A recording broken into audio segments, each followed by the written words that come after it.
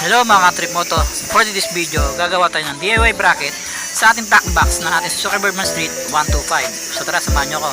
Let's go! Shoo! So dito mga Tripmoto, in-start ko na i-drill sa ating stock na grab bar. 4 na butas to upang dito ikabit ang DIY bracket natin mga Tripmoto. So ito mga Tripmoto, 4 na butas yan sa ating stock na grab bar. At dito natin ilalagay ang ating bracket. Shoutout na pala kay Mark Food Vlog sa kanyang idea. Yung lumang bracket natin na naputol sa pagka-welding ang ilalagay natin dito mga Tripmoto para hindi naman sayang at magamit muli. So tara, tingnan nyo paano gagawin. Mga Tripmoto, baka pwede naman makinig nyo ng like, share at mag-comment ka na rin sa video na to kung nagustuhan mo ito mga Tripmoto. At mag-subscribe na rin sa aking mga video para laging updated.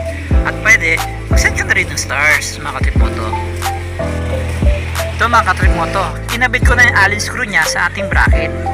At tinesting ko, inalog ko at hinila ko para malaman kung matibay ito at sobrang tibay mga Tripmoto.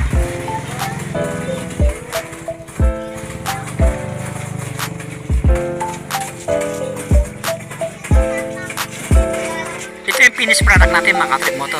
Naikabit ko na ating top box sa ating Zuckerberg Street 125. So may bago na tayong idea mga Tripmoto. So thank you for watching. Next time ulit. Bye!